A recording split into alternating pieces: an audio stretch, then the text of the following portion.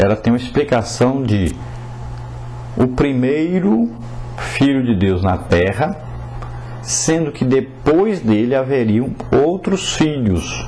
Então, quando Jesus, como homem, habitou a terra, ele era o único Filho de Deus. Mas quando ele morre na cruz do Calvário, ressuscita, todos aqueles que acreditam nisso, que recebem a Jesus como Senhor e Salvador, se tornam também filhos de Deus.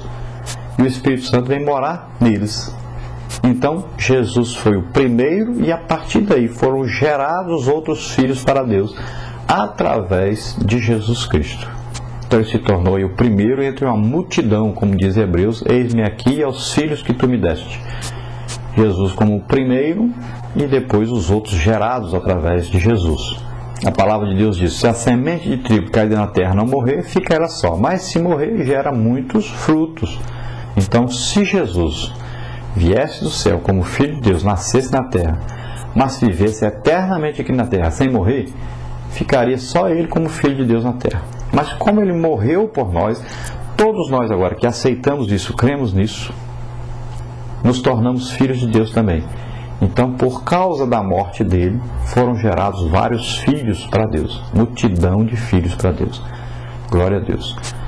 E Maria, a Bíblia está dizendo que o seu filho primogênito nasceu, ou seja, o primeiro filho.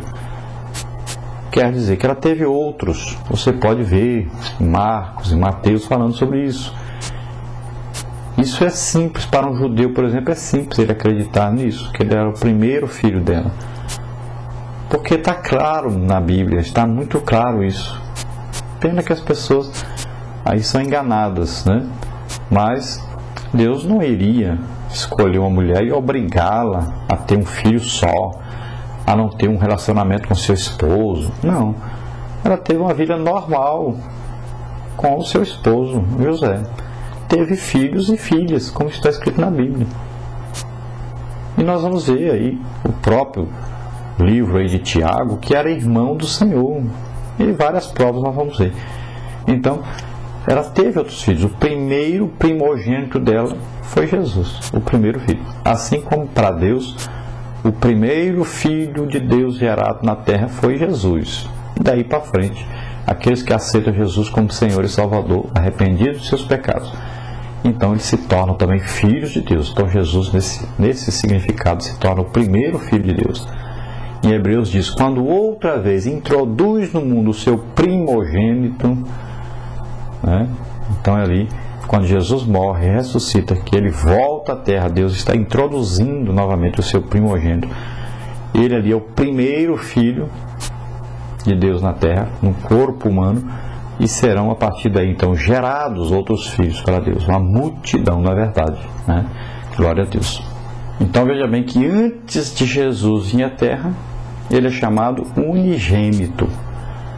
Depois em Hebreus diz, quando outra vez introduz o seu primogênito, agora ele não é mais chamado unigênito, é chamado primogênito. Por quê? Agora é o primeiro.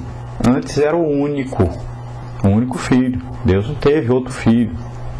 Era Deus mesmo, Jesus como Deus. Agora ele está introduzindo no mundo um corpo humano. Jesus foi gerado como homem na terra.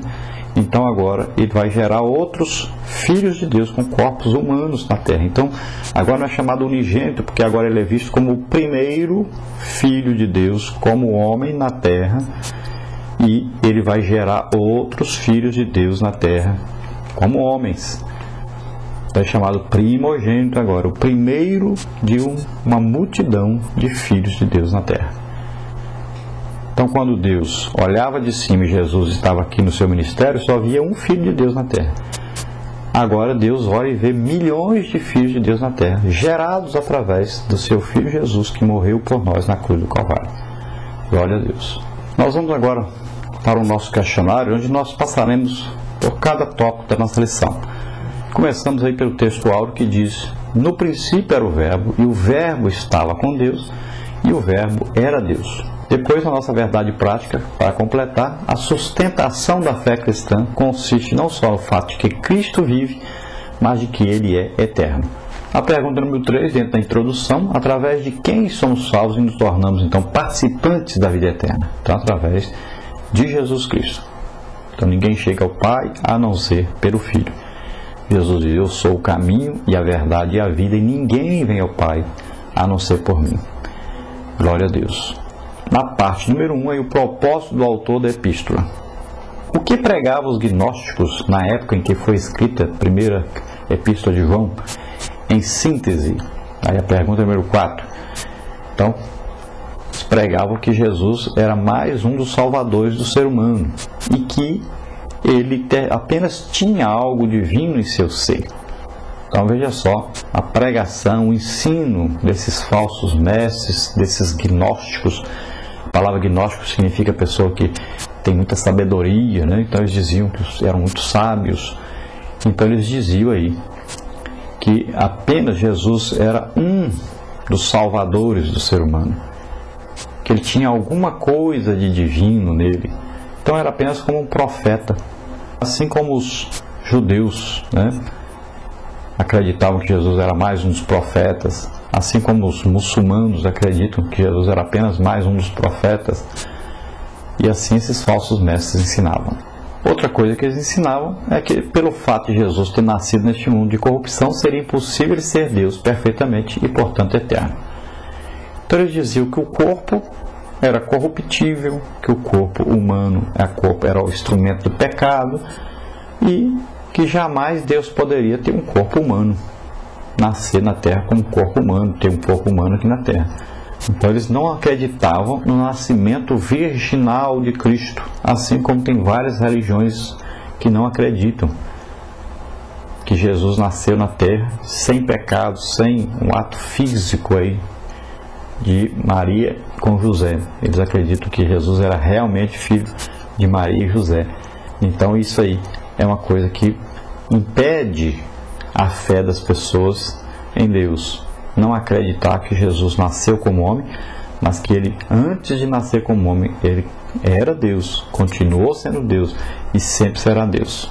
Então João escreveu para corrigir isso e mostrar realmente que ele não era um corpo celeste que estava aqui na terra, mas era um corpo físico realmente, nasceu como homem realmente, e também mostrando que ele não nasceu na terra como um homem apenas, mas também que ele era Deus. Então, na pergunta 5, pergunta: quem já havia prevenido a igreja em Colossos contra essa heresia de falar aí que Jesus não era Deus? Então, o apóstolo Paulo já havia prevenido isso. Na pergunta número 6, quais então os propósitos de João escrever essa carta? Então, João inicia sua primeira epístola tratando da sua responsabilidade em glorificar. Então, João inicia sua primeira epístola tratando de suas responsabilidades aí em solidificar a convicção de seus leitores a respeito da eternidade de Jesus Cristo, o Filho de Deus. João é enfático ao afirmar que o eterno Filho de Deus, nosso Salvador, veio a este mundo através do nascimento. Ele tornou-se humano, mas sem pecado, sem abrir mão da sua divindade. Ele tornou-se humano, mas sem pecado e sem abrir mão do seu poder. Ele tornou-se humano, mas sem pecado e sem abrir mão de sua onisciência. E também ele tornou-se humano, mas sem pecado, sem abrir mão do seu atributo de ser eterno. Glória a Deus. Então nós vamos ver que Jesus se humanizou, se humilhou, em tudo se fez semelhante aos homens, mas ele não deixou de ser Deus. Quando ele chega e diz: antes que Abraão existisse, eu sou, ele está dizendo claramente: eu sou Deus. Esse eu sou aí, o mesmo eu sou que Deus falou para Moisés. E em várias outras passagens, Jesus se revela então como Deus. Depois, na parte 2, a vida eterna manifesta em Cristo. Pergunta 7, sobre o que João discorre ao longo da sua primeira epístola. Então João discorre sobre a eternidade de Jesus, reafirmando a sua deidade e a vida eterna que ele concede aos que lhe pertencem. Número 8, por que João possui a idoneidade suficiente para expressar-se sobre a vida plena e a vida temporal do Filho de Deus? Porque João foi aí testemunha dos ensinos de Cristo e teve comunhão pessoal com Jesus.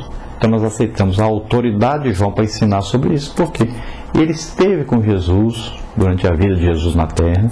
Ele realmente viu Jesus morrendo na cruz. Ele viu Jesus depois que ele ressuscitou. Teve visões de Jesus depois, revelações. Teve uma vida de comunhão com Deus, uma vida íntegra. Então, um homem digno de crédito, realmente. Vamos ver número 9 para completar. O apóstolo do amor refere-se à vida de Cristo na eternidade, antes da criação dos mundos e de todas as coisas que neles existem, incluindo o homem. Entretanto, é bom lembrar que uma vez que todos somos feituras de sua